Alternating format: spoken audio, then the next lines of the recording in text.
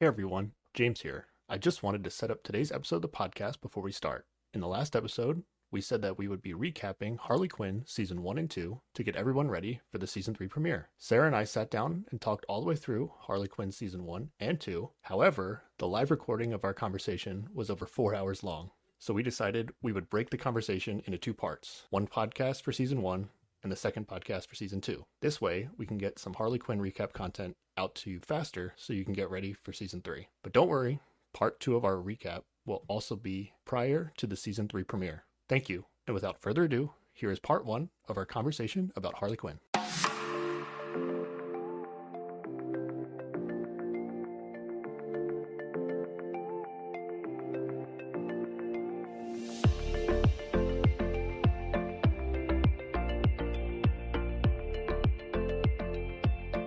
Hey everyone, welcome back to the Keep Watching podcast, where we decide what to watch so you don't have to. I'm James. And I'm Sarah.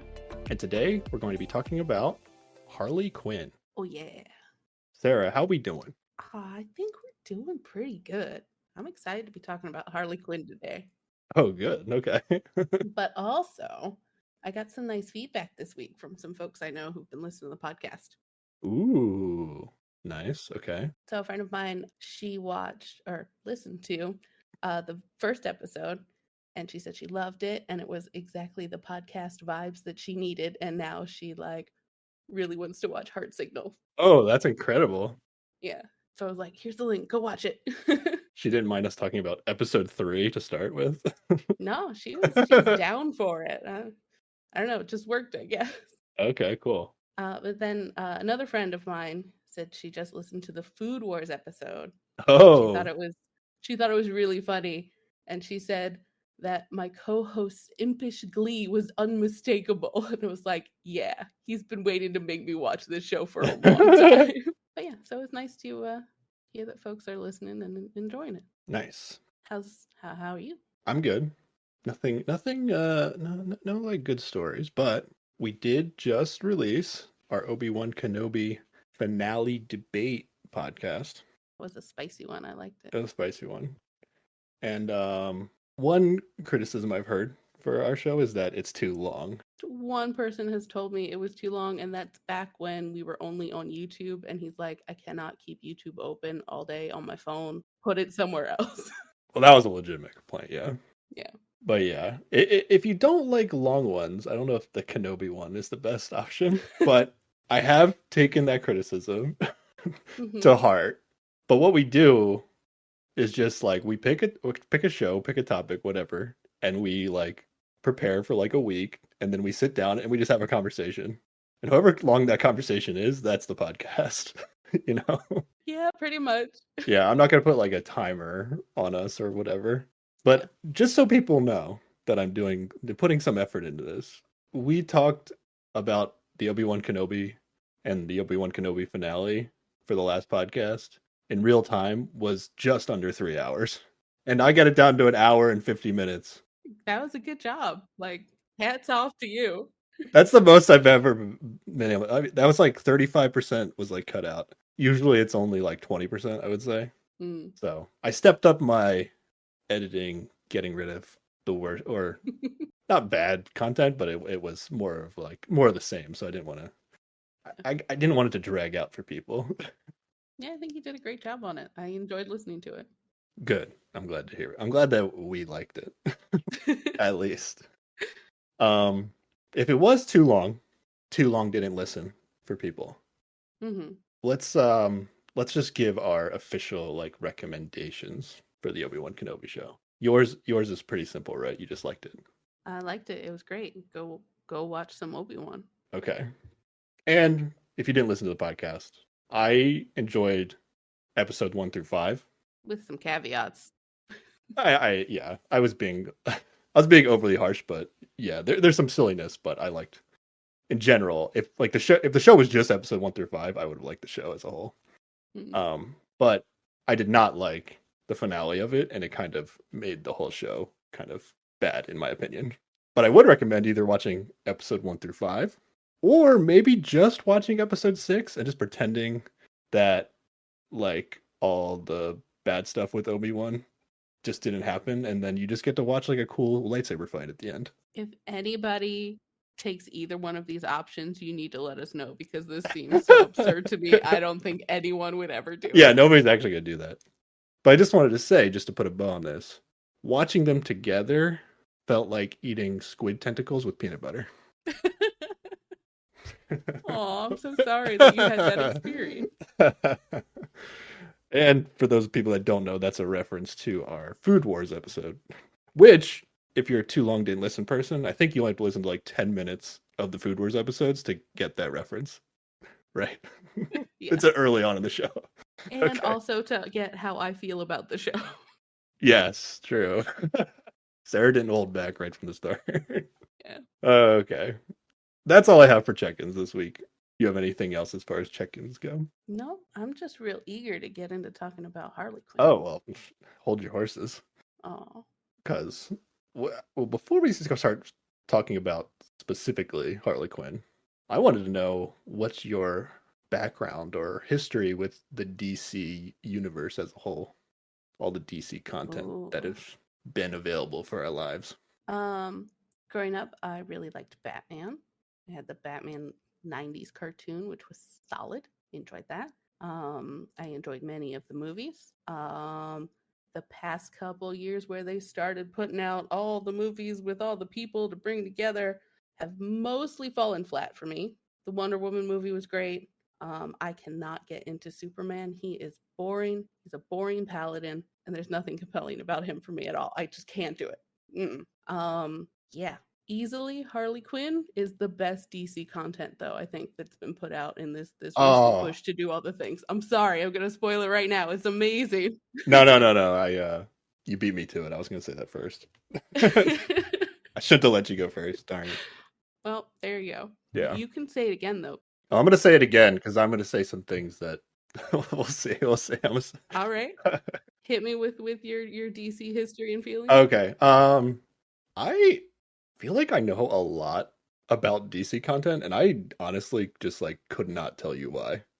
Like I guess it's just so popular that you just like absorb it at some point. Yeah. But growing up, the VHS we had was the Batman movie with Catwoman and Penguin. Ooh, nice. Which, weird but good. Yeah, as like a kid, I feel like it was like, okay, this is too creepy. Like there was definitely like an age where I was like scared of that movie a little bit. Yeah, that makes sense. And then I definitely saw like the other iterations of that generation Batman, like the Riddler and Two-Face, and then Mr. Freeze and Ivy. And I think those are considered worse, those two. But like since they're less like dark, I guess. And like Mr. Freeze is like so ridiculous of a character, like with Arnold Schwarzenegger. And I think it's actually really funny. So I kind of enjoyed that one. But then when we were talking about Marvel stuff with the Miss Marvel episode, I said when I saw the Spider-Man No Way Home movie, like I left the theaters being like, okay, this is the new best movie I've ever seen. Right. When I saw The Dark Knight in theaters, that was another point in my life where I left the movie theater saying that, okay, that's the best movie I've ever seen. Yeah, that was a good one. Yeah. And then when I was like in college or like late high school or something, I did play some of the Batman games, Arkham games. Oh yeah, those are pretty good too. I think I played Arkham Asylum and Arkham City. And I think that's where I really got a lot of my knowledge, especially like Batman related content. Yeah, it's got a whole bunch of extra characters in there. And I think I must have watched at least a little bit of like the Batman animated series and other like Justice League series at some point in my life, but I didn't watch them like episodic. I just caught them like here and there. Right. But yeah, I know enough to be able to watch Harley Quinn and like appreciate every character that's in it because like I'm at least a little bit familiar with them. But yeah. What about the more recent movies? Have you enjoyed them? All the Justice League stuff? Oh, I did want to talk about that. Yeah. I would say the thing about DC, if you want to like get into how DC kind of does its stuff versus Marvel, is that DC is just like it's a little too serious for me most of the time. Yeah, I agree. Whereas this Harley Quinn show is not serious most of the time. It's mostly a comedy. So I actually did like Aquaman, but it was more of just like the visual of like the underwater fights that I found good. Visually, it was pretty cool looking. Yeah. Story wise, whatever. Fishman fights fish people or whatever. Yeah. Sure. And I think I appreciated that Aquaman was actually like a little bit funny in that. Because he's kind of supposed to be like a meathead a little bit. Yeah. But like but they made it like funny, which I liked. And then yeah, Wonder Woman, I think we saw that together in theaters and you were like hella hype after it. I thought it was good, but it had a lot of like the normal DC kind of Oh yeah. basically like gods fighting humans is like a lot of Oh DC yeah. content. Yeah, she rolled through and destroyed all those soldiers, and they never stood a chance. Yeah. It was ridiculous. For Wonder Woman, I wanted to tell the story, or it's not really a story, but Sarah and I have been part of in the past these movie pools, movie drafts. So they're kind of like fantasy drafts, but for movies. And the way they work is like you get like $20, and then we like auction draft off all the movies that are gonna come out that year, and then it's whoever gets like the best domestic box office sales for the movies that they get with their $20 is like the winner. The dark times have kind of derailed that whole situation, but we used to have a good time with it. Yeah. But one year, the year that Wonder Woman came out, Sarah got that for like a steal, I guess. Nobody thought she got it for a steal, but she did. Because I guess the world was just really thirsty for like a female superhero lead. Everybody underestimated the Ladybucks. The Ladybucks took me to victory that year. It was amazing. I bought myself a trophy. Well, I bought everyone a trophy, but we didn't have one before then, and I bought it so I could slap my name on it and be like, yeah, Ladybucks. It was great. Yeah, yeah. And you're the only lady that's part of the draft. So Yeah, you that's had a true. leg up on the inside look on that.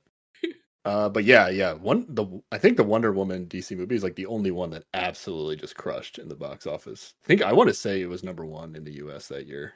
Yeah, it might have been. It did really, really well. Oh, do you want to talk about the second Wonder Woman movie real quick? Oh, I don't like the second Wonder Woman movie at all. First of all, the 80s, not my jam. Just not a good aesthetic for anybody. And then it's deeply problematic. Like her dead boyfriend takes over the body of some dude and shenanigans happen and that's not cool. It's just oof. And there are a lot of other like weird racial stereotypes that I don't like that movie. It's not good and I wish it never happened. Let me give the main plot of that. So basically, Chris Pine, who is Steve something.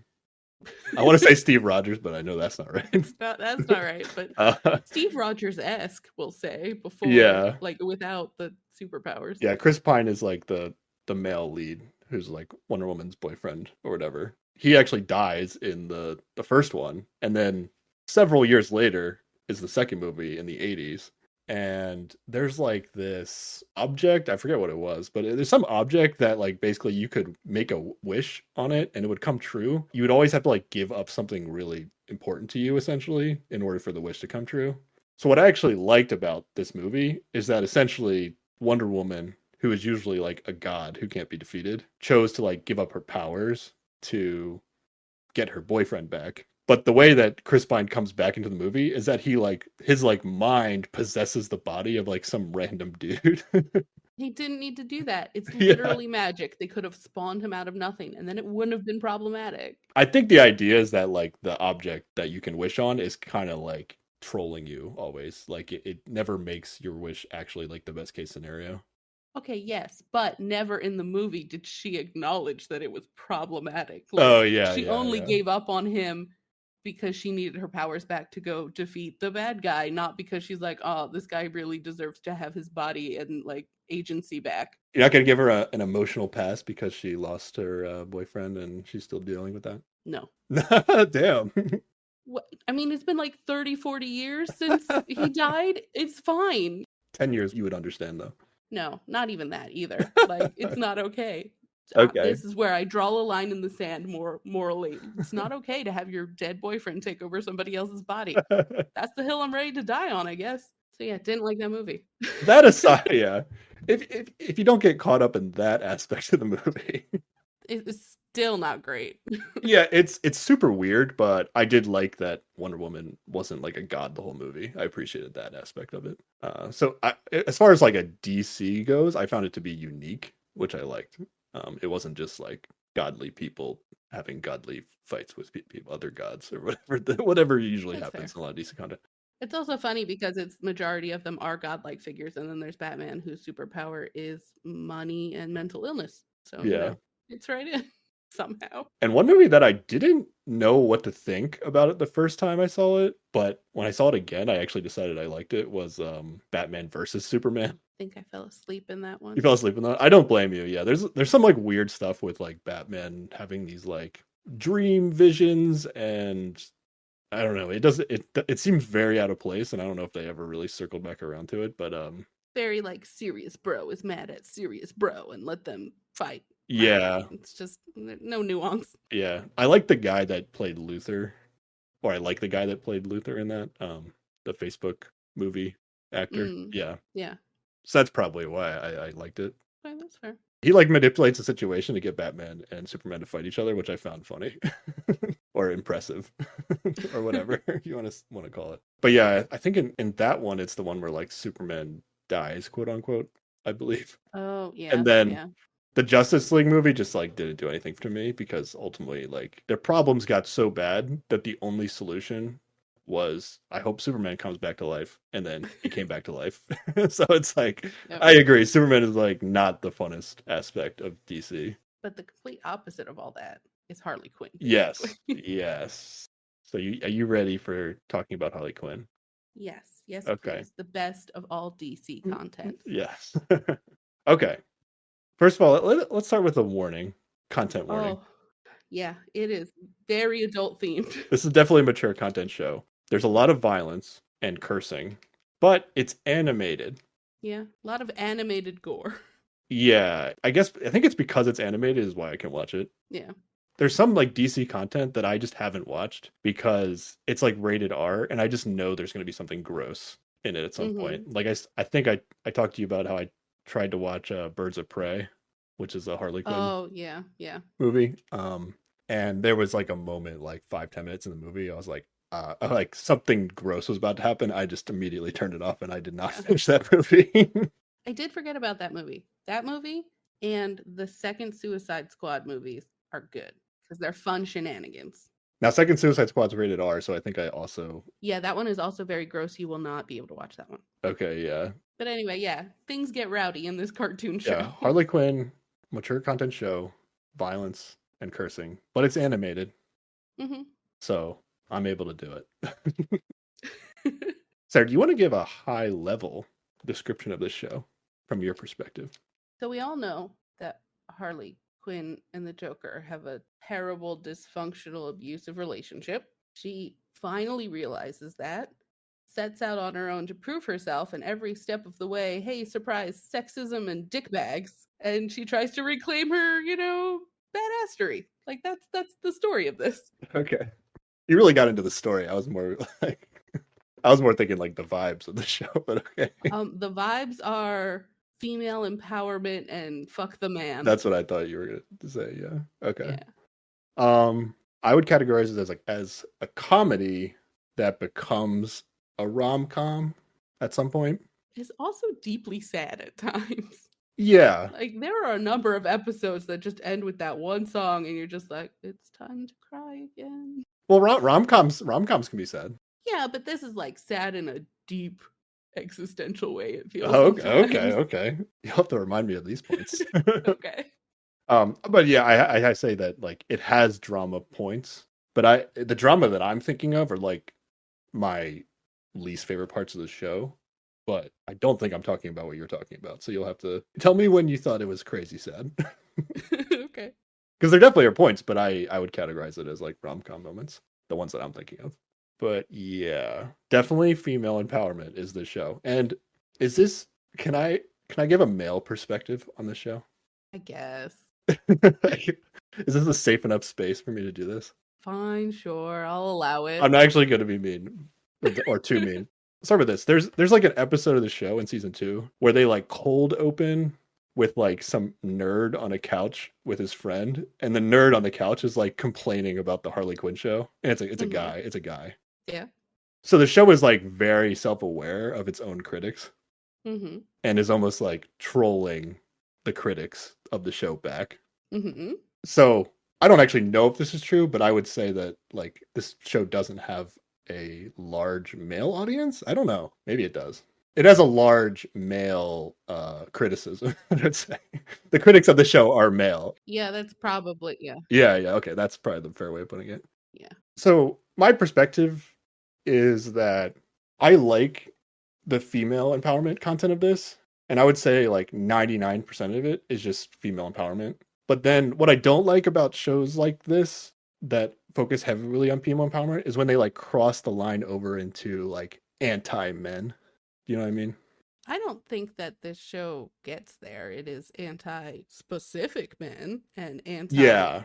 anti-patriarchy, but not like no men ever. Yeah, I guess I can't think of a specific thing. I guess I left that like 1% open. So there's situations where this show is like not doing the male characters of the show any favors, you know. We'll get into it, but a lot of the characters in the show are villains, mostly villains in the show. And most of those villains are male. When those characters are getting shit on, it's like, yeah, they're terrible people. Like they deserve it. But there is an aspect of this show where like characters like Batman and Gordon and Superman and Aquaman are also like kind of the butt of jokes in this show. Yeah, but like in the same time when like Superman and like Justice League bros are the butt of jokes, Wonder Woman is there and she is also the butt of those Yeah, jokes. I was gonna say that. Yeah, yeah, and I could see if like you're a man watching this show and you're like really a big Batman fan or Superman fan or something like that, and you see like how that character is treated, I could see that as being like, oh, I like not appreciating that aspect of the show. But that was the only thing that I would think would be like a legitimate complaint from male perspective. Well, here's something I'm going to throw out. This is a show you have not seen because it is super gross and you should never watch it. But The Boys is a show about superheroes where they're not existing superheroes outside of this show. Um, and it's based on a comic. But there's clear parallels. Like the main guy is very clearly your Superman esque character. And the entire premise of that show is you get a certain amount of power and then you become an absolute dipshit and you're a terrible person. And it dismantles that whole like superhero convention vibe. I would argue that some of the guys that complain about Harley Quinn don't complain about The Boys because it's not done like there's no like lead female character that's doing the shitting on all the guys. Like because the basis of Harley Quinn is about female empowerment, that's where the problem comes in. It's not necessarily the shitting on these strong man characters. It's the fact that there's a woman is the focus. Maybe, yeah. And if that's the perspective, I don't agree with that. What I was going to say is, if you look at the big picture throughout history in film and television, women usually get no favors done to Oh them. yeah, So, 100%. so yeah, I appreciate, and it's a good change to see, and it makes the show unique from that perspective. And I would encourage any guy who might have shied away from watching the show because you heard about whatever someone told you about what the show is about, like I would just say give it a chance and don't get caught up in that aspect of this. Don't make this show all about that, you know, because it's Mm-hmm. really funny, good content. Oh, I wanted to ask you, like, I'm not familiar enough with like other animated series in the DC universe. Are they this funny? They're not, right? Um, They're more serious. I mean, I can't think of any of them other than 90s Batman, and it's been a very long time since I've watched the 90s Batman cartoon, but that was funny, but not like this kind of funny. Okay. In my head, like, there's nothing similar to this, and when it comes to the comedic aspect in the DC Yeah, world, but I could be I wrong. would agree. But yeah, I would highly recommend the show. And like I said, this is the best DC content I've ever seen. So Yeah. I'm definitely not poo-pooing this show. I just, yeah, I just wanted to, I could see where somebody could get irritated with it a little bit, is all I wanted to say. Oh, I would say if there's anything similar to this, it's the Birds of Prey movie, Suicide Squad, the second one, and also that one they made a show with John Cena's character from the Suicide Squad in it. Mm-hmm. And that has a similar ridiculous, funny vibe Okay. where things are over the top. Can I watch that John Cena show? Or is it gross? Oh, I'll have to look some stuff up on the internet. It's been a little while. There might be some gross stuff. I mean, there is a lot of John Cena's underwear, which did not vibe with me, but that's not what you're talking about. I mean, I can handle John Cena in his underwear. That's not an issue. I'll look it up later and I'll let you know. Okay. But okay. Do you want to say anything else against what I said? Do you want to bury me? It's okay. Don't hold back, Sarah. I mean, at the end of the day, you said, "Hey, dudes, watch the show." Like, I don't think you Yeah, said anything. okay. And like the part where it does like shit on a lot of male characters, like that's because what has DC provided us with but a lot of male characters. Like, so if Harley Quinn's gonna shit on anyone, it's gonna be dudes. Like, can you think of a female villain in DC in Batman that is not in this? Oh yeah, there's like no representation. There's no equivalence of representation. I'm sure this is not true, but it's got all of the main female villains are in this. Like, we've accounted for them already. Oh, we're gonna get into this. There are so many characters in this that I was like, is this a real character? And then like I looked it up and I was like, oh, it is a real character. There's still a couple that when we get to them, I'm gonna ask you if you know if this is a real character, or maybe we'll have to look it up when I ask. All right, so let's get into the actual show. Can I start? Yes, please. Okay, opening scene of this show. My God, is this show in your face to start? Holy crap! And on this rewatch, I forgot how violent this show was. Oh yeah. And like how much like swearing is like in the very beginning of the show. Now there's definitely still violence and swearing throughout this show, but it is hella aggressive in this first scene. They wanted you to know what you're in for, so you had a chance to back out. Yeah, it actually reminded me of like the Food Wars strategy, where they very much told us what that show was going to be in the first like 3 minutes, essentially. Mm-hmm. So yeah, the show starts and Harley is like on a yacht somewhere with a bunch of like rich guys are having a celebration because they just got a bunch of money by screwing over poor people or something. Which is like literally what they say. Yeah. And then Harley like shows up and she's gonna like rob them of all the money. She's like cursing at them like crazy in the very beginning. Like she's so aggressive. She's like pulling off this job by herself, but then one of the rich guys like turns out to be Joker, and this is kind of gross. This is probably the grossest thing in the show. He pulls off what you think is a mask, but it's literally a man's face that he's like pulled on over top of his head. Yeah. And if this was live action, I'd be out on this show immediately. Oh, yeah. That'd be very gross. Like I thought this was pretty gross just even for an animated series, but I got through it. So right off the bat, it's like Harley was trying to do this by herself, but then Joker like couldn't help himself and he starts like killing all these guys like for Harley, and Harley is not appreciative of it. Yeah, it's like she had a plan and she's like, you weren't supposed to pop out yet. You weren't supposed to shoot them yet. And he's like, I just gotta do my thing, baby. Like, chill. Yeah. And she does not appreciate that. Yeah.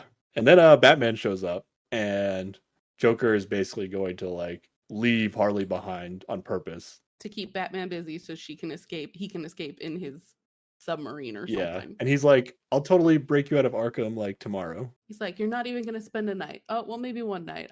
There's something I gotta do first. Right off the bat, it's like, okay, Joker is not treating Harley the way that she wants to be treated. That's the show.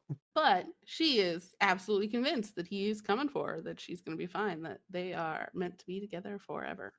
Yeah, she's very much still in love with the Joker right now. Cut to a year later. She is still in Arkham. And it's been like cutting through like 3 months at a time. She's in there hanging out with Poison Ivy, and I think the Riddler's in there. And there's a lot of shots of Ivy just being like, he's not coming for you. And she's like, no, any day now. Fine. Ivy's trying to convince her that she's in a terrible relationship, but she will hear none of it. Yes. And Poison Ivy is the best character on the show, in my opinion. Oh, she is really good. Oh, you don't agree that she's the best, though? She might be the best, but I get a certain amount of joy from Bane. Just Bane is funny to me. Like, I don't know. Like a side character, but yeah. Okay, yeah. Yeah, I'm going to talk about all the characters I like when we get to them, but yes, okay. Yeah, Ivy is like, the show is mostly about villains and from their perspective, but Ivy is like the one of the only bad guys that is like kind of has a moral compass, at least definitely from the beginning. Oh yeah, she's always saying like, I mean, I'm just trying to save the environment. You can call it evil if you want to, I guess. But like, Yeah. she's like, I'm not a villain. I just care about the environment. She does categorize herself as an environmental terrorist. Yeah. But yeah, so Harley's been in there for a year, and basically she's been talking to Poison Ivy, and she's trying to tell Harley like the Joker's terrible. Why are you still with him? And she's like, no, no, he's just like caught up in something. That's why he hasn't broken me out of Arkham Mhm. yet, or something. But then finally, she gets broken out of Arkham by Ivy. Yes. I have something in my notes about like she's going through these like flashbacks of how Joker like proposed to her. Is that what it is? Yeah, this whole time when they're in Arkham, she's like, we were on this rooftop and there were, a string quartet. And he said, till death do us part, and gave me a ring. Like, you keep seeing this flash of this. By the end of this episode, we find out that is not what actually happened. She is like remembering things through crazy rose colored glasses. Yeah. Somehow her memory gets jogged and she like recalls what actually happened. And when Joker said till death do us part, he was actually like looking directly at Batman in like the background. Yeah, because at the end of the day, Batman is his soulmate. Like, that's the only person he cares about. So this is like the first moment where Harley kind of starts to wake up on the Joker a little bit. And then she actually proceeds to like break up with the Joker after this, right? Yeah, they head over there and she's like, this is ridiculous. Like, you didn't come for me. You don't care about me. This is over. And he turns around and is like, oh, but I was just keeping you away from me to keep you safe. And she falls for it because she's in a really toxic relationship and not really ready to face it. And so they get back together for a little bit. Yeah, for a little bit. Not very long though, because I didn't write down any notes in between this point that you just talked about. Basically, they get together, she bakes him a cake, and then they're about to break up again. Yeah, they almost immediately break up again. They break up, but then Joker does like the dick move thing where he like tells everybody, all the other villains, that he broke up with Harley. So Harley becomes like, I don't know.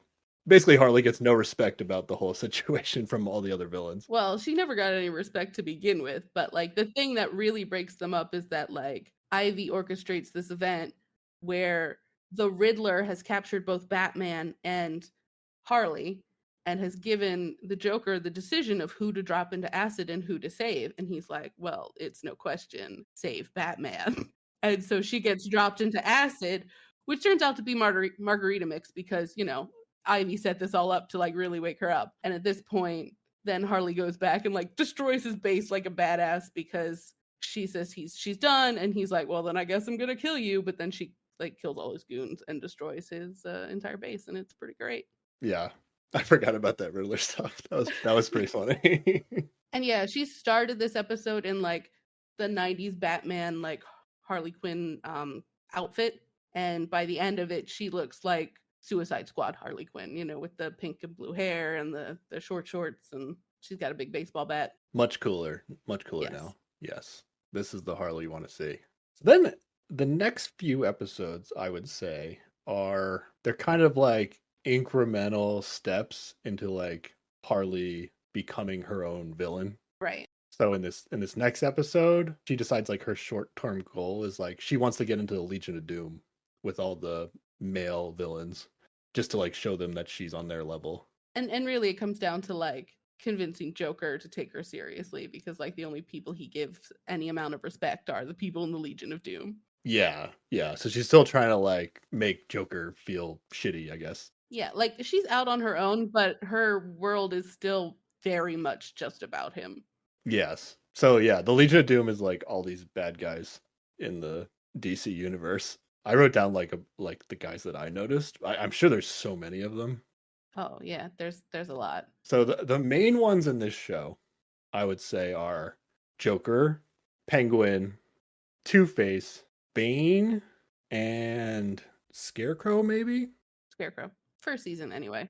Yeah, at some point Mr. Freeze. He's more of a second season character. He's definitely in the Legion of Doom, or was in the Legion of Doom, right? Yeah, but he's just not as prevalent. Yeah. And then some other characters we know were in the Legion of Doom are Dr. Psycho, who I assume is a real DC character, but I'm not familiar with him going into this. Yeah. Lex Luthor is in it. Mm-hmm. And Black Mantis, which is like I believe is Aquaman's Oh yeah. nemesis. Mm-hmm. And then in the first couple episodes, we get this guy Zeus. I assume he's in there too, but I'm not familiar with Zeus. Probably. I Yeah. think there's a ton of them, but those are just the ones I wrote down. Mm-hmm. I guess Kite Man's not in the Legion of Doom, but he is another villain, I guess. I don't Kite know, Man is honestly, real. I don't know what he does. Oh, really? Kite Man is a real thing. I googled him and things came up that weren't Harley Quinn related, so he's a real thing. Wow. Yeah. That's kind of sad. Okay. Kite Man is great. Okay, so what happens is Harley's, I think, is one of the first steps she takes is she gets Ivy to come with her to crash Penguin's nephew's bar mitzvah. Yeah, but she just thought it was a Legion of Doom party. She didn't know that it was a children's party, so she comes in there like dressed up for a night out with a tiger and is trying to be like, "Look, I'm here. I'm awesome." And then it's a bunch of 12-year-olds. Yeah. And this is where Ivy's gonna first run into Kite Man, who is, if you're not familiar with Kite Man, he's literally just a guy in like a green bodysuit, and he has like a button on his chest, and then a big giant diamond kite comes off his back, and he can fly around, and that's the extent of this guy. We assume he's a villain because he's hanging out at a villain party, but they never tell us anything about what he does except his nemesis is Condiment Man. Yeah. And he also seems like a villain, so I really don't know what Kite Man's deal is at all. Yeah. Kite Man might be my second favorite character in the show after Ivy.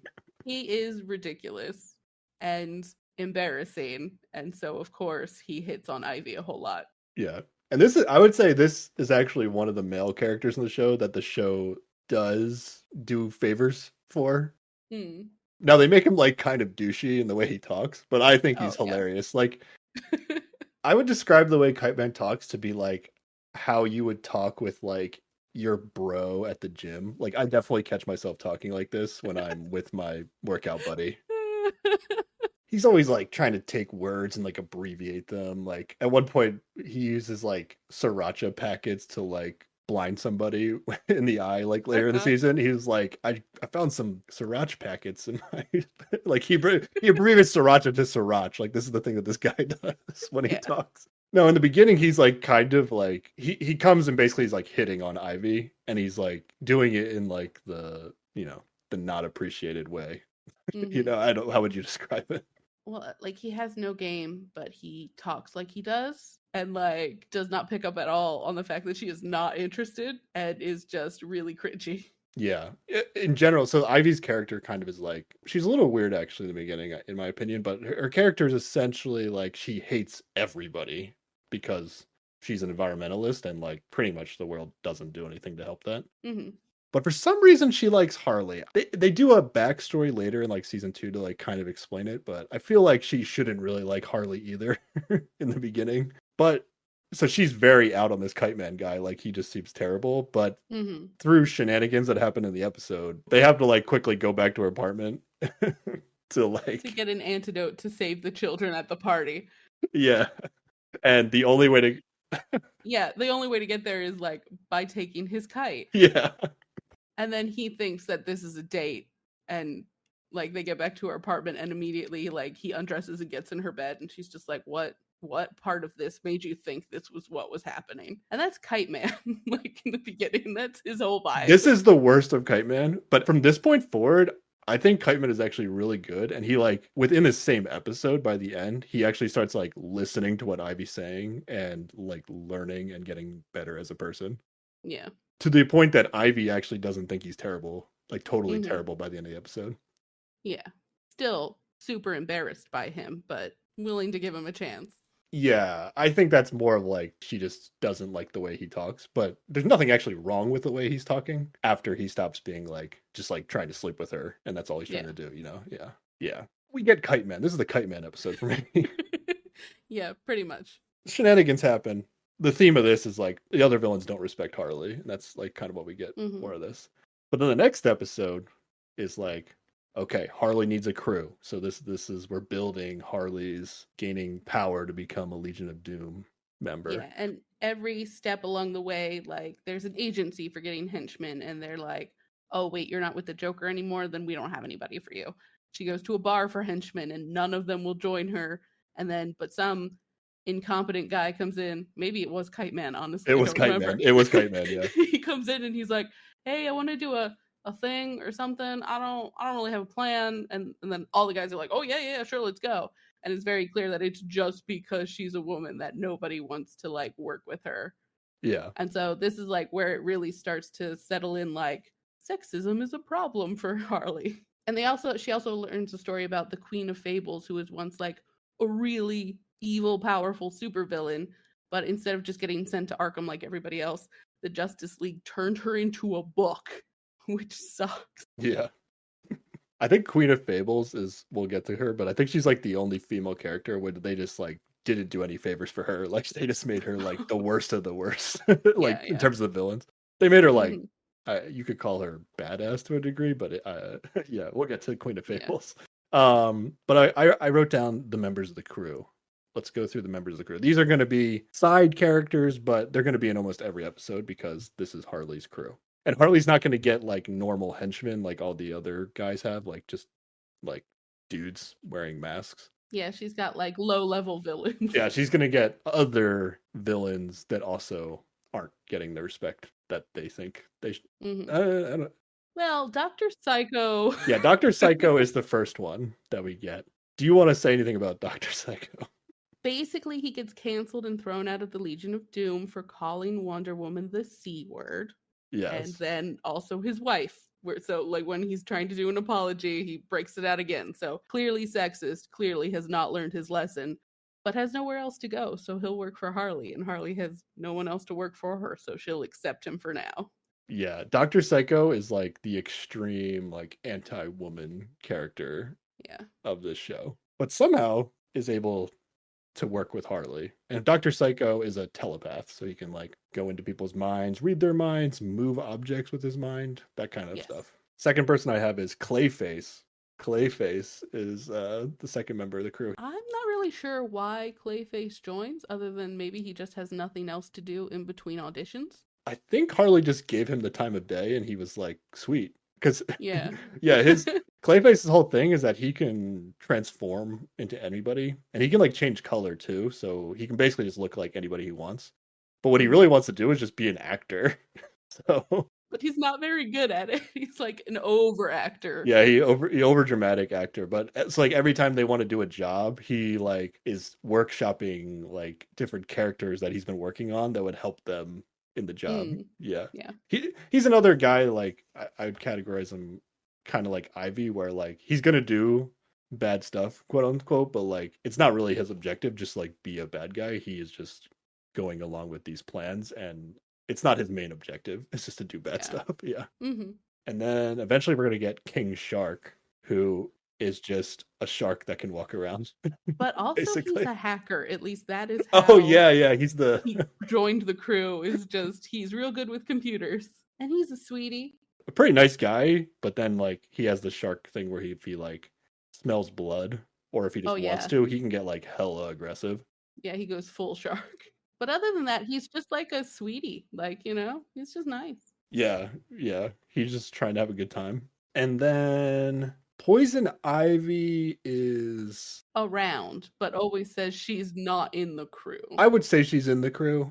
Yes, but if you asked her, she would say she's not in the crew. Yeah. Again, she categorizes herself as an environmental terrorist. She can make plants move around and do crazy things if you're not familiar with Poison Ivy. And she also has a sweet talking plant named Frank for a roommate, I guess. And he's just around. Sweet is the adjective you're gonna use. Well, not like I mean it's sweet. Like sweet. Yeah. Not like, oh, he's nice, just sweet. She's got a talking plant. This is cool. And he's very much like, he gives me a Little Shop of Horrors plant vibe, you know, like got that big giant mouth situation going on. Frank is great. I like Frank. Frank is kind of like the character that like will like randomly interject himself into the middle of conversations. Like if somebody is like hiding some sort of secret or emotions, like Frank will like call him out for it and stuff. Like stuff like that. That's Frank's role in the show. But he just lives in a pot and he's almost like Ivy's pet in a way, but I don't think Ivy would call him a pet. I don't know. I don't know why Frank exists. A roommate. It's a room. I get. They like Ivy make Frank to be to have a friend? Like, I don't even. Great question. I'd have no idea. Is Frank a real DC character?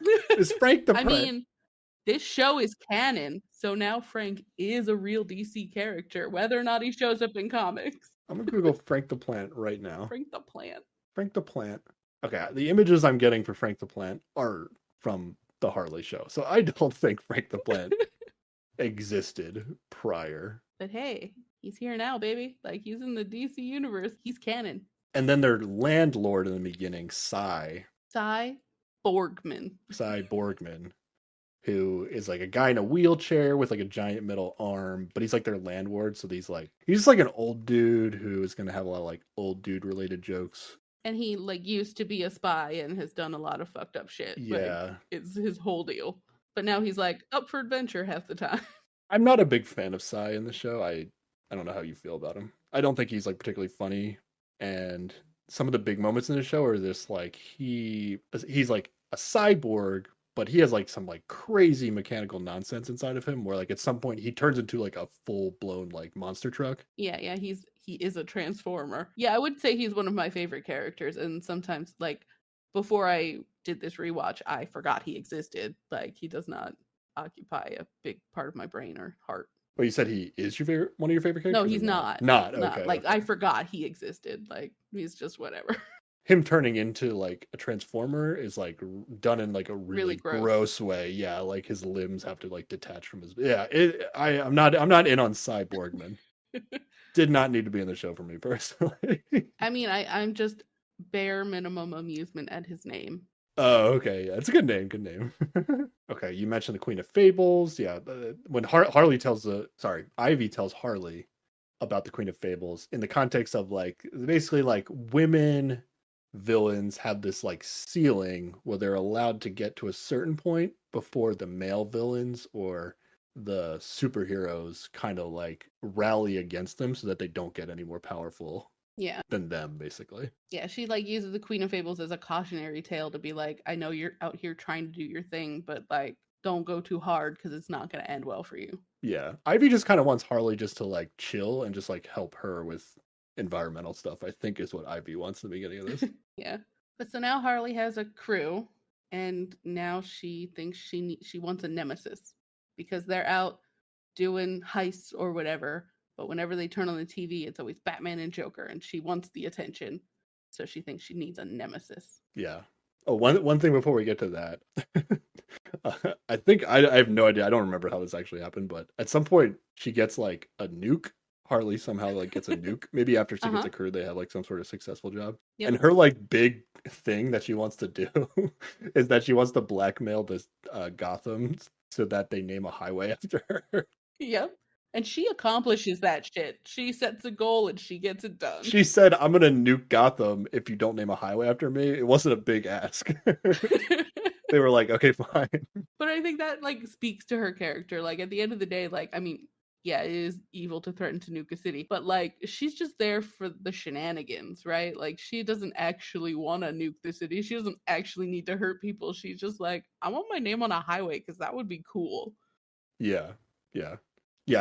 I actually, we're gonna get to an episode soon where I think it turns around, but I think Harley is like actually pretty unlikable for like the first 4-ish episodes of the show. I'm sure you don't agree with that, but I think there's nothing like really endearing about her. Like she just smashes stuff and gets upset, and like she gets out of this relationship with Joker is like her only progress so far, but she's kind of like obsessive about things that don't really matter. And yeah, I don't know. I think when I first watched this and when I rewatched it, I've had the same vibe. It was like, oh, I didn't remember like Harley being this bad. But then it gets to a point soon where I think it starts turning around. Yeah, Harley is making a lot of bad life choices. Like, yeah, 100%. But like her character is built in a way where I understand it. Like she's going through some shit. Like her crashing that party and just trying to show that she's good when she's not, like that makes sense. I get it. Like that's bad breakup behavior right there.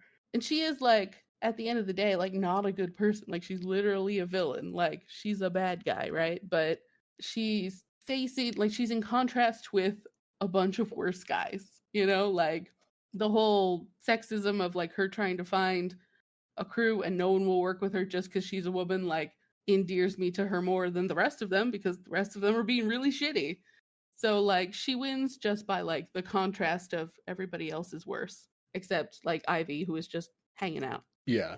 I guess what I was thinking is like I could understand somebody watching the first like 3-4 episodes of the show and feeling like, wow, I really don't like this Harley character. And the only thing that really is like carrying it up till now, her character, is that like, yeah, like she's being mistreated as a woman, and it's like, okay, where is this going? It's kind of like the intrigue to her. But I don't think she's very endearing or relatable for me, at least early on. Okay, you were saying Harley needs a nemesis. Yes. So she tries to get Batman to be her nemesis. High hopes here. Yeah. Yeah. She steals the Batmobile, but Batman just sends Robin to deal with it. And Robin is ready. He's like, yeah, I want a nemesis. Let's do this. And she's like refuses to fight him. She's just like, go away. You're a child. This is not happening. I will not have a child nemesis. Yeah, because Robin in the show is like 12 years old or something. Maybe a little older than that, like Maybe, I don't know. 14, maybe. I don't know. Maybe. Also, Robin in this show is Batman's son, I believe. I think this is supposed to be Batman's son. I'm not sure, but I do believe they reference like another Batman at some point later in the show as well. Oh yeah, another Robin. Sorry, yeah, another Robin. Yeah. Somebody had killed or something. I Yeah. forget. Yeah. So Robin goes around telling everybody that they are nemesis. And she's like just trying to convince everybody that no, I would never have a nemesis who's a child. And I don't know, for me, it's like this is that standard story of like a guy going around being like, oh yeah, I slept with that girl, and her being like, no, it didn't happen, but you can't get anyone to believe you. Like that's what this is trying to mimic. Yeah, exactly. But yeah, I don't know if she really succeeds in this show in the end. Well, she does succeed in getting like Robin to admit on TV, because there's some talk show host who loves to, I don't know, she had Robin on it earlier. Like there is a certain level of, in this world, superhero, supervillain, like gossip is like hot news. Yeah. And so she gets him to admit on the show that, you know, they never did fight. He's not actually her nemesis. And then there's a big fight where Batman shows up, and so she's fighting with Batman, and she's like, yes, this is happening. But then the Joker is jealous and he shows up, and so then Batman and Joker fight because they are soulmates. Harley's real nemesis is Joker. Yeah. Yeah, okay. But she is not prepared to realize that or deal with it, and she'll never get what she's looking for through that. Yeah, she wanted like a classic bad guy nemesis, but the real nemesis, I would say, is Joker. Mm-hmm. All right, next episode. This episode is Harley Needs a Lair. Yes, because Cy Borgman wants to kick them all out of the apartment because they're causing a ruckus? Something like that. Yeah. Oh, I think it's because King Shark counts as a pet because he's an animal or something. Like that's his lame excuse of being like, I'm gonna evict you. Yeah, this is the first episode where I was like, okay, I like this Harley character, where it's going now. There's actually some funny shenanigans in this where like they get like a box delivered to the apartment and it's just a bunch of Suicide Squad t-shirts. Yeah, because they're trying to get her to join them. Yeah, this is a pretty good one. I think like King Shark or something like puts the Suicide t-shirts on everybody, so they're all wearing these shirts. Yeah, he thinks that like she got them uniforms, and he's like, oh yeah, let's go. And she has like an off comment that's just like, oh, they keep trying to get me to join them or something like that. Like that's the extent of it. But then something happens and like Harley's like brain breaks and she just like is like frozen in place. Yeah, she's having like an existential crisis because she doesn't know who she is. Yeah. So she like her body just like breaks down and freezes, and they decide the way to fix her is to like use Dr. Psycho's powers to like all of them. The whole crew is gonna like enter her mind and fix her. And fix her, yeah. But the way that this works is like they all like transport their minds into her mind, and then all their bodies like just like collapse on the ground. Well, they all have these Suicide Squad and they all have on. the Suicide Squad shirts on. So Cy Borgman comes in, like giving a tour to somebody to the apartment that he wants to give to, and he's just like, oh no, not again. Wait, I have to deal with this. Goodbye. So like he's convinced they all committed suicide. Yeah, they all these lifeless bodies on the ground wearing Suicide Squad shirts. Oh, so good. So he calls a friend to go then like get rid of the bodies, and he's gonna like incinerate them in a pizza oven in an abandoned mall because why not? And so it puts like a timer on what, they have to finish fixing her brain and get out before Yeah. they don't have bodies anymore. Yeah. And the part of this that I liked in terms of progressing the Harley Quinn character is that she's kind of has this her origin story. Her mind is like in the beginning is kind of like this museum with a bunch of windows into different parts of her life. And the one window that's labeled her origin story is like the Joker pushing her off of a scaffolding or whatever in a chemical factory into like acid. And that's when she went from Harleen Quinzel to Harley Quinn. But there's like a glitch in the image that she's looking at where you don't actually see the Joker push her in. It just kind of goes from her standing on the edge to her like falling. And she's convinced that he pushed her. Yeah. But then a bunch of mind shenanigans. As you do. It's entertaining on the way. Eventually, they get to like this core memories thing or something like that. And she gets to like enter the moment and relive it essentially. And what actually happened once she isn't seeing it through this filter is that she jumped into the acid on her own.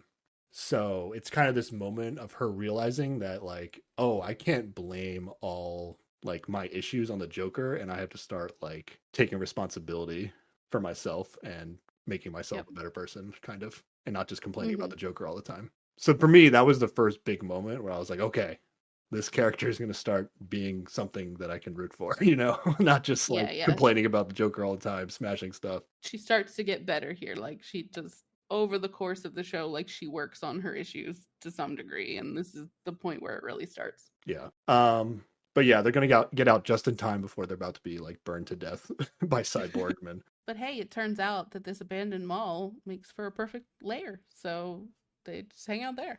So the abandoned mall will be the lair for Harley Quinn and her crew. All right, let's keep going. The Queen of Fables is going to get released.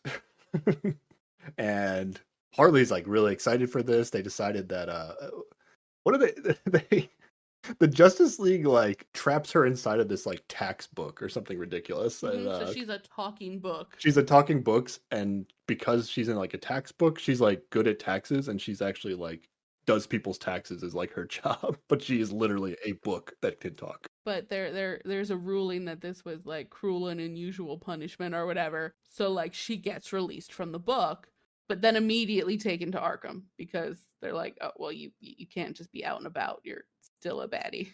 Yeah. But Harley has sort of like befriended her since that episode where she got warned about her. She went to meet her. So she decides to break her out, and they're going to team up for a heist. Because, again, Harley is still trying to impress the Legion of Doom and get in there. So the Queen of Fables, I believe this is also a real DC character, right? Yeah, it's too ridiculous not to be, Yeah. So she literally just like has this storybook that she summons like classic like fairy tale creatures. So like the 3 little pigs or the 3 blind mice. Yeah, the big bad wolf. And then she just like makes them like fight people for her, or she uses them however she sees fit. Yeah. In terrible, terrible ways, which we're going to find out. None of them are sweet or nice. And I don't know if that's because that's how they started or that's what's happened since she makes them do terrible things. Yeah. But yeah, Harley isn't familiar with how the Queen of Fable operates. She just is a fan of her because she's a woman, I think is the idea here. But what happens is they're going to do this heist, and like they're like sneaking in like some like back tunnel way, but there's like this family reunion for these like random people that is happening right where they're about to like enter, and they kind of get seen. And Harley's like, oh darn, we should leave and try something else because they saw us. But Queen of Fable's like, no, keep going, I'll take care of it. So they go do the heist, but then when they come back, like the Queen of Fables has like summoned the big bad wolf, and the big bad wolf has just absolutely murdered every single person in this family. It's a complete it is terrible massacre. It is awful. Well, it was gross. And she's just like sitting on maybe a pile of bodies. I don't remember, but that's how I'm envisioning it now. Just like, oh yeah, I did this. This is great. Can't Yeah. leave any survivors. Yeah, because her line is, "Oh, you got to kill the bloodline so that nobody seeks out revenge on you." Like it wasn't good enough just like scare them away. She was like, "No, I have to kill every single member of this family." That is, It was a it's terrible. large Yeah, family the Queen of reunion. Fables is as bad as it gets. Like she, I think she's actually worse than like every villain in this Yeah. show. Yeah, she's terrible. And this is like where we start to see a line between like Harley, who is like, oh yeah, I'm a badass, I'm a villain, and like what actual evil is. Yeah, and this is actually a very good tool, I would say, where like you kind of grabbed onto it in like the first 4 episodes, where like, okay, Harley's not great, but relatively to these other people, she's Mm-hmm.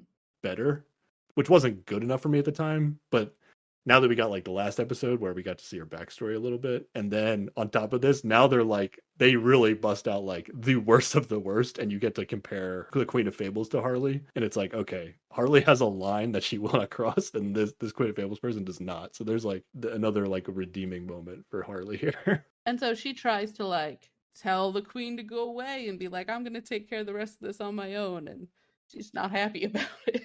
Harley basically creates an enemy out of the Queen of Fables Yeah. from this. Yeah. Is the idea.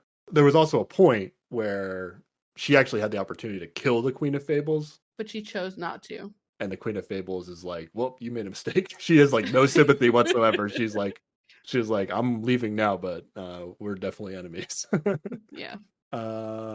Next episode. She actually gets invited to join well, she's nominated for joining the Legion of Doom. So it's a big day for her.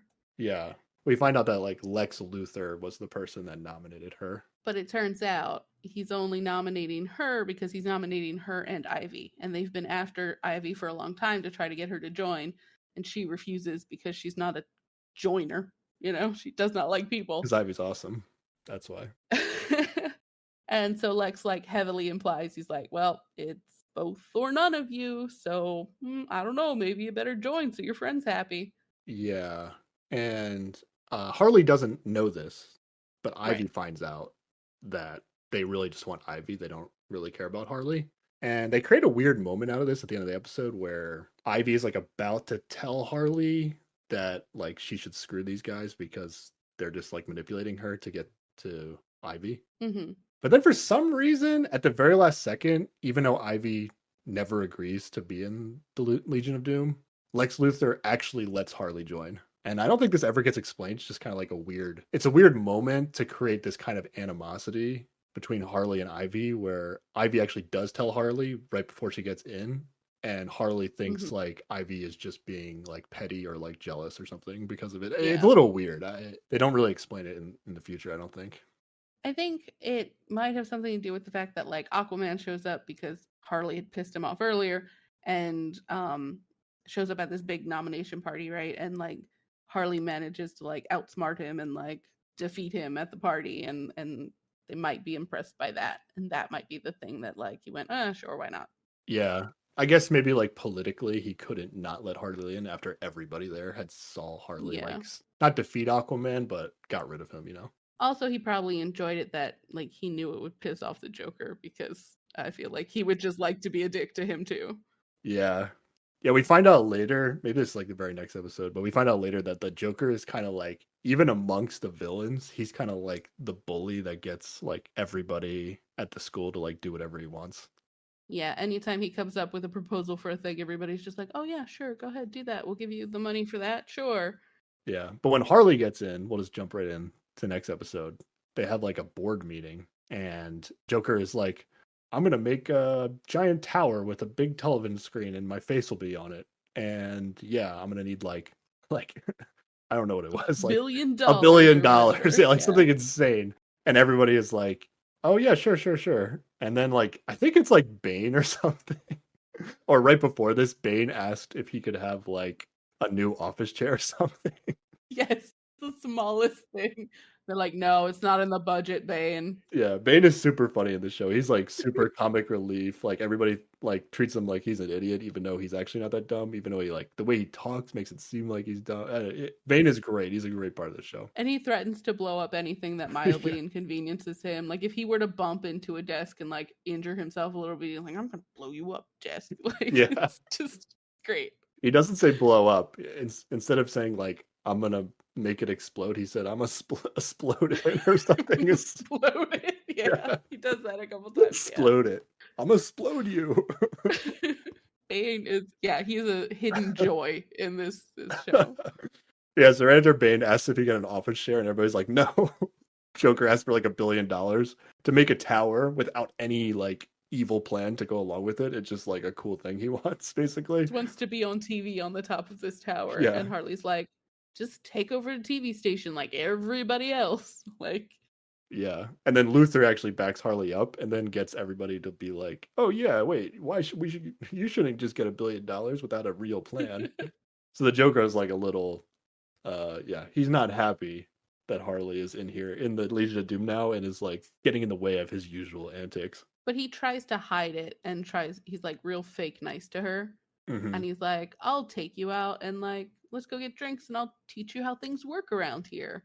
And she like actually wants that because apparently all of the minions get put in a minion pool and then like whoever can check them out for the day. So like Bane's trying to check out her crew to go do a thing and she doesn't know how to stop it.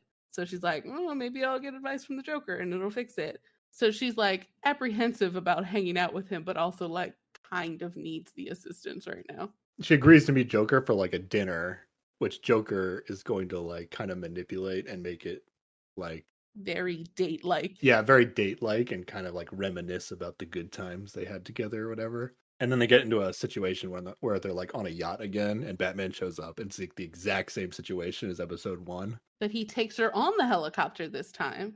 So she's like, oh, maybe he has changed. But then 10 seconds later, he like kisses her in the helicopter and then pushes her out the helicopter so that Batman has to save Harley and he gets away. So but in the meanwhile, like her crew had to go with Bane and that whole shenanigan got messed up. So King Shark's injured and everybody's upset.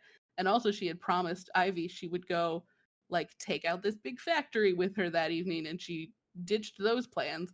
But for whatever reason, this helicopter kiss ends up on TV so everybody knows what she ditched them for and now everybody's pissed. Yeah. Yeah, she fucked up real bad. Yeah. Yeah. Not a lot of sympathy for Harley here. From me or her crew. Or Ivy, if you don't count her as the crew. For me, a lot of sympathy. The sadness when she like fell out of that helicopter, like she actually hits the top of Batman's bat plane or whatever, and he's like, I'm sorry, people don't change, Harley. And she just slides off and like goes into the ocean and is the saddest. I feel bad for her. Yeah. She needs to go through this sadness. Like she shouldn't really be getting sympathy from her crew on this, I think. Yeah. But I can feel bad for her. But yeah, so the crew all quits and Ivy goes off to destroy this factory by herself and gets captured. Oh no. Oh no. I actually like this character. I don't want anything to happen to Ivy, so the stakes have gotten real for you. This is the only time like, okay, yeah. This is drama that matters to me. Okay, well we have to save Ivy. Mm-hmm. So the next episode is the Ivy tries to escape. That is false. The next episode. Oh, it's not? Did I skip one? Yes, Harley goes to visit her parents, and we get more sad backstory. Oh, really? Oh, I do have that. You hated? No. Like, oh, okay. No. But this was my guess for an episode that you hated. No, this was good because it was more like Harley backstory, like actually justifying why. Because like my opinion, like in those first 4 episodes, she was this like just straight up a bad guy and terrible, and then she throwing tantrums and smashing stuff. But I want to see these like human moments that like led up to her being. So I like this episode. I just forgot about it. But yeah, she goes to visit her mom, but then it turns out her like dad is back and she like really, really hates her dad. And they show this flashback of when she used to be a gymnast. And I don't know if this was like collegiate or Olympics or whatever it was, but she was about to do her floor routine. And it was like a big deal because she's like, if I nail this, then who knows what happens next? You know, like It was supposed to lead to a higher level. She was basically the favorite to win. Like she just had to land her routine. not even be like perfect, I don't even think. And she was gonna win. But her dad is like an asshole who is always like involved with like the mob or whatever. Yeah, he always owes money to somebody. So he like really needed money, so he bet a lot of money against Harley in the gymnastics final, And then made her take a dive. convinced her to throw it. Yeah, and yeah, this is a super sad moment. I'll agree with this at this point. Yeah, And then there's also like you see big parallels between like her parents' relationship and her relationship with Joker. Like her dad was like in jail before this, right? And like Harley's like, "Why are you taking him back? Like he's no good. Bad things always happen when he comes back." And she's like, "Oh, but he promised he'd change, and it's fine." And it's you see a lot of Harley's relationship with Joker in them. yeah. Harley has like no high ground to stand on when it comes to this Yeah. aspect because she's doing the exact same thing with Joker. Yeah, you're right. Except now she's not. She's out of it. She's not now, but Yeah. she should be able to have more sympathy with the situation. Or also maybe her mom should be able to take her advice better because she's been through it. Yeah. But yeah, so there's gonna be a couple like weird moments where they're like eating dinner and then like an assassin is gonna like come in just like shoot a bullet through the window. And I don't know why. It always murders an elderly relative.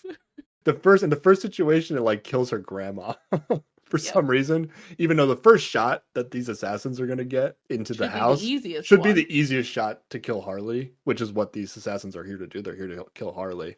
And then the second time they're like, granddad is going to show up and he's going to get murdered by the next assassin that tries to kill Harley. Yep. But Harley thinks these assassins are like from the mob for her dad, but it turns out that they're not. They're actually here to get her.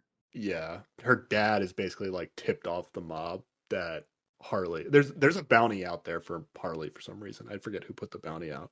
It's Penguin's nephew. He put a Oh bounty yeah, out on that's her right. because she embarrassed him at his bar mitzvah. That's right. I Like, forgot about that. what a bullshit man response. A woman embarrassed me and made me feel small. She must die. Like, it's I terrible. mean, it's like a 12-year-old kid in this scenario, but But you'd be surprised how that sticks with some people. yeah, I guess yeah, you're right. You're right. Yeah. He uses like the Legion of Doom like credit card to like put out this $1 million bounty on Harley. Which we find out because apparently Bane is in charge of finances and he's like, "What is this? Child, you can't do this." Bane is always in charge of like the funniest things of the Legion of Doom. Bane is great. Bane is so good at this. But yeah, we're gonna find out that her dad actually like tipped off the mob so that the mob could like get an assassin to go try to kill Harley, and he would get like a certain A cut of the money. cut of the money, yeah, basically. And Harley figures this out, and even like her mom was like in on this, right? Like basically, again, this is like okay, Harley is like pretty bad to start this show, but then they just kind of like introduced these like worse and worse like terrible people, and you're like okay, slowly you're like okay, Harley really isn't so bad because there's so many shitty people in this show. And not just that, like you feel so bad for her because like this is her family, like this is what she was raised in. Nobody like really cares about her except for Ivy. Yeah, I actually think this is like a really important episode in terms of like progressing Mm-hmm. Harley for the show. But yeah, now Ivy's gonna try to escape. Next episode. Okay. Yes. We find out it's the Scarecrow who has captured her. Yeah, we find out it's a Scarecrow, and then there's supposed to be these like shenanigans with Ivy where she like poisons don't work on her, but Scarecrow like somehow like extracts her blood or something, and blah blah blah. Like is able to make it so that his scare toxin actually works on her. Yes. This got a little too like they could have just been like scare toxin works on Ivy, and I would have been like okay. I would never have questioned it. Well, that was there for the like kind of fans that you talked about in that other episode where they're just like, what? No, it needs to be right. Okay, maybe, yeah. But I have a note here. So like basically like a seed or something is gonna like fly in the air vents and actually get to Ivy, and so she's able to like break it's not big enough that she can like, break herself out all the way, but she's able to like get herself unstrapped. And then she like grabs a gun. This is like the kind of character that Ivy is in the show. Like she uses the gun and then she talks about how like like her line is like, I support common sense gun laws or something like that. Like she Yeah. feels bad that she's using a gun, but she has to in this situation. Well, it's great because it comes up like the guards are like, "Oh, don't worry, it's just a little woman. Like we can take care of her. Like there's no plants. We'll be able to, you know, get her again." She's like, "Yeah, but I got hands. They can use a gun." And then she shoots them. And then she's like, "I support the Second Amendment." But also common sense gun laws. Yeah, Yes, yes, yes, I appreciate these little things about Ivy. I really appreciate yes. throughout the show. For me, that part feels less like yes, Ivy said it, but like that's more like just the show commentary. Like the writers are just like, this is how we feel about things. Like Oh it yeah. could have been anyone, and they would have made them say it. Well, I don't think anybody but Ivy can really say that in the show. That's fair. But basically, like the crew is still mad at Harley, but she goes to them and tries to apologize or whatever, and they're really not.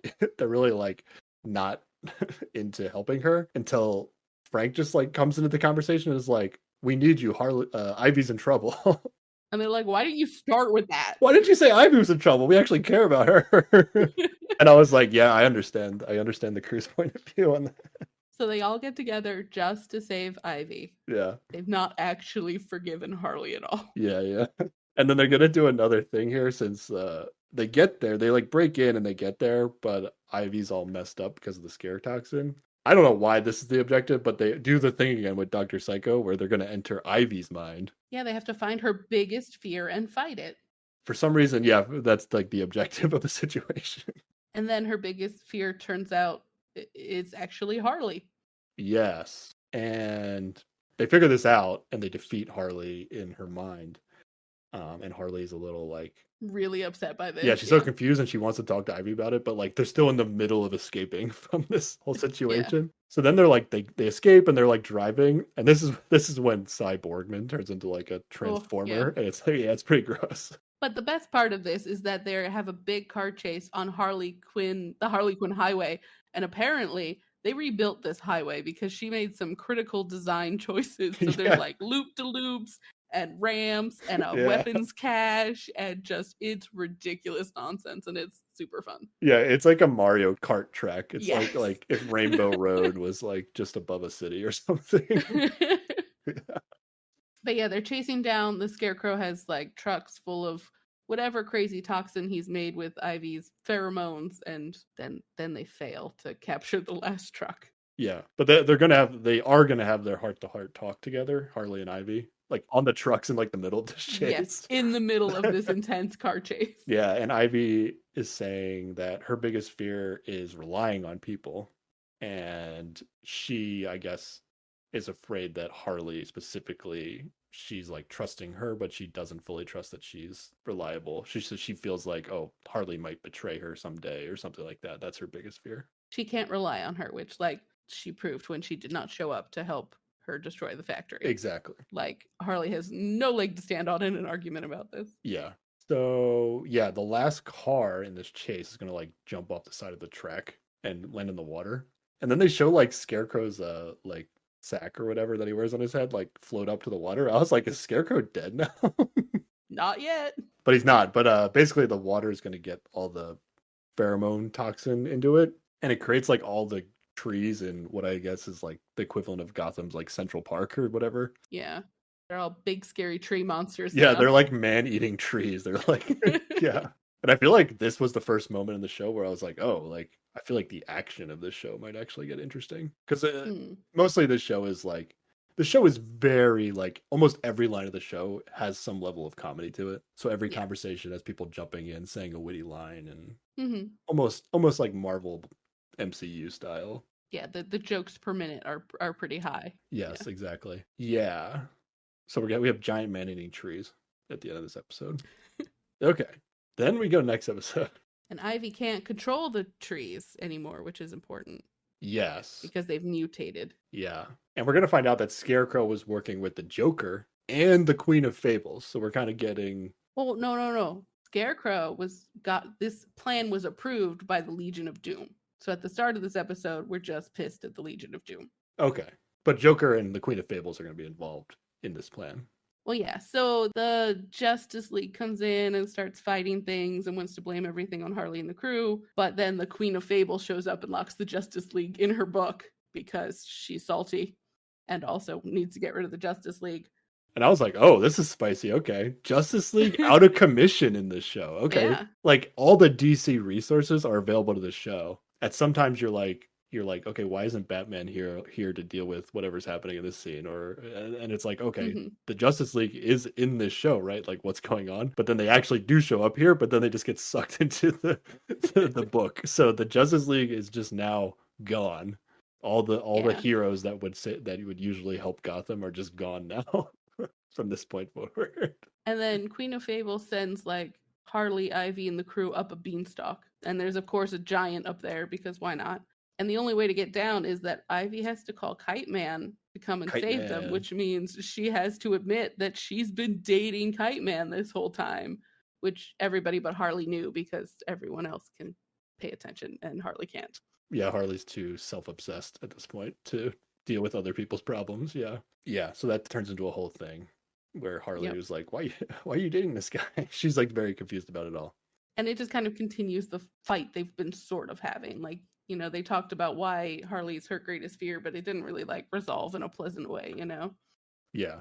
Oh, I want to say, like, I mentioned how like I don't really understand why Ivy likes Harley in the beginning of the show. Mm-hmm. But it's also like she uses the word like love kind of like casually, like saying like, "Oh, Harley, I love you," kind of stuff. Like, I don't know if like we're gonna get to later in the show when this becomes like it's like a little bit of foreshadowing, I guess. But they have that, so they have that like weird thing with Ivy towards Harley in the beginning, and then here is this supposed to be like, oh, Harley is like jealous a little bit that Ivy is dating somebody at this point, or is this just like confusion as a friend? What do you think? I think there might be some jealousy happening, but also just like a why wouldn't you tell me? And also like really this guy, like Kite Man? Kite Man's great. I don't know what her problem is with this guy. Harley has not seen Kite Man being great. He's just that lame guy that she's seen a couple times. So like, yeah, there's like a couple levels of it, I think. Okay. Yeah, I was curious like how planned out this show was, like because we're still in season 1 right now, and then in season 2 we're gonna get into some love triangle shenanigans, which I am gonna love. But okay, let's finish up season 1. We're almost done, I think. We're getting there. Okay, yeah, so it's gonna turn out this was all like a big plan with Scarecrow, Joker, and Queen of Fables, and Joker's like tower idea that he had earlier in the season is actually gonna come to fruition, where he's gonna have this giant tower with a big TV screen and him on it, comes out of the ground.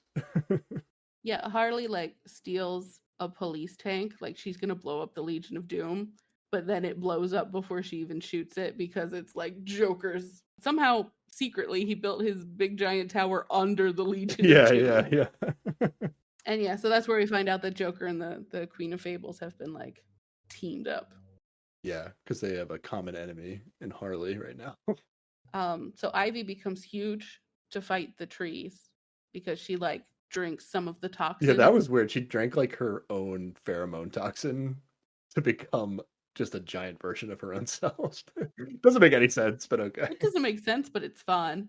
And you know, she's fighting these trees, and Oh, this was she really mostly sad. defeats them. Yeah, but then like she and Ivy like or Ivy and Harley managed to like make up for a moment, and then like right after that, Joker freaking harpoons Ivy in the chest, and she dies. Like it's awful. Yeah. No, well, before that, I mean, that was sad when Ivy got harpooned, but I actually was sad because she had to like, she's an environmental person and she had to like kill these trees Oh yeah, essentially, yeah. which was pretty like the trees had like green blood for some reason or whatever, so they like made it a little gory. But I felt bad for Ivy that she had to kill these trees.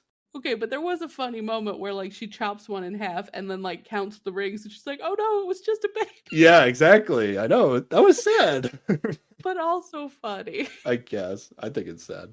It's definitely sad, but like the idea of chopping something in half and then counting its rings to figure out that it's just a baby, I don't know, it tickles me a little bit. Maybe I'm a monster. It's fine. Yeah, you're a monster. Yeah, Ivy's taken a big blow through the chest. And dies. So Harley's gonna get pissed. Yes. And she's like, okay, that's it. I don't just hate the Joker now. I want him dead. And she like recruits like Batman to help her, I think, is what happens here, right? She teams up with him. She goes to the Joker with her crew, and she like has Batman tied up, but it's really Clayface, and so she's keeping him busy while Batman is sneaking into the tower. But it doesn't work out, and Joker catches everyone except for Harley. He's caught Batman, he's caught the whole crew, and Harley managed to get away. It was a spectacular disaster. Yes. Somewhere along the way, the Queen of Fables gets killed, though, or I forget when this happens. I'm pretty sure the Queen of Fables dies at some point in this in this final episode. Yeah, definitely, but I didn't write it down anywhere. I guess I didn't care. Yeah, I don't think we see the Queen of Fables after this, though. I don't think you have to worry about her. But yeah, Harley's going to do the honorable thing, and she's going to convince Joker to trade the crew for her because she knows the Joker really is. This is all about the Joker and Harley. And then the Joker is going to He like makes her put on her old costume just to really like rub it in her face that she can't be her own person. And they have this moment where they're like pretending to be into each other again or whatever, and then they both stab each other because they're neither of them, believe this lie that they're telling each other. Wait, when do we get the Oh, we missed a very important thing. We find out Scarecrow actually isn't dead and he's going to be like in the Joker Tower at some point. And after they capture Batman and the crew, what happens here is like the Joker is like he has Batman captured and he has like Harley's crew captured, and he basically is like the king of Gotham essentially, and he's starting to get bored. Mm-hmm. He has just like Batman like tied up next to him, and he's just using like a taser to like shock Batman every like couple minutes, but he's doing it in a very like non-enthusiastic way because he's so bored. Brings him no joy. And he keeps talking about like how they get like when he was with Harley, they'd cause shenanigans, So Scarecrow's like, oh, you want shenanigans? Let's just take this mask off Batman and see who he is. So he unmasks Batman in front of Joker. Yeah. And he's so pissed. Joker's so pissed off. He's like, now I know Batman is just some rich asshole with parental issues. Yeah. He's like, don't you think if I wanted to know who he was, I would have done that already? My favorite bit was when he's like, Wayne Tech promised an electric car in whatever year. I put down a deposit. Where's my goddamn electric car, Bruce? Excellent. I just laughed. And then I think this is when Joker like sprays acid out of like the flower on his jacket or whatever, and then now Scarecrow's dead because his face just gets like melted. Yeah, yep. The Scarecrow is actually dead now. A lot of big villains are gonna die in this show at some point. Oh yeah. Oh yeah. Okay, so Scarecrow's dead. We missed that. We had to go back for that. But yeah, so Harley trades herself for her crew, and then I forget what they talk about, but then eventually Joker decides like, oh, I created you and I can take you away. So he like takes her to another like pool of acid in some factory. It might be the same pool of acid. And the logic is acid gave you this personality and powers or whatever. So if I throw you in the acid, you're going to go back to normal. Because, that's how acid works, right? Yeah. But this time Harley is actually going to get pushed in by Joker. But as she's falling, thankfully, through the power of plants, basically, Ivy is like still like has managed to like regenerate since they like buried her, and she like comes back to life and basically saves them at the last second. Yep. And the Joker gets dropped in the acid instead. So yeah. Ooh. And then meanwhile, like I think the Joker Tower is like self-destructing for reasons I forget, and Batman looks like he dies, saving Harley and Ivy by pushing them out of the way of some like rubble that's about to fall down. Yes. And so this season ends basically with Gotham's pretty much destroyed, but Harley and Ivy are okay. Yeah, because so Joker's tower is gonna like blow up and fall down, and it creates like a 9.1 on whatever scale earthquake through Gotham. So like it doesn't just destroy Joker's tower, it's like everything in Gotham is like trashed now. So at the end of season 1, Gotham is like totally destroyed. But no Joker, no Legion of Doom. and also maybe no Batman. I think we get like the Joker's hand like bursting out of the rubble, and like we hear his laugh, but then it like fades to like not a bleach skin color, but like a pale skin color. So you get like, okay, Joker isn't dead, and he's not the Joker anymore, and that's like kind of one of the cliffhangers for season 1. Hi again, everyone. Thanks for listening to part 1 of our Harley Quinn catch up for season 3 premiere. I hope you enjoyed part 1. And you can tune in to our next episode to hear part 2 of our Harley Quinn conversation. Okay, where can people contact us, Sarah, if they want to let us know any thoughts that they have about the show? You can email us at keepwatchingpod@gmail.com. That's keepwatchingpod. You can tweet at us at keepwatchingpod. You can Instagram at us at keepwatchingpod. Or you can leave a comment on YouTube at Keep Watching Pod. Awesome. Thanks for listening, everybody. Bye. Bye.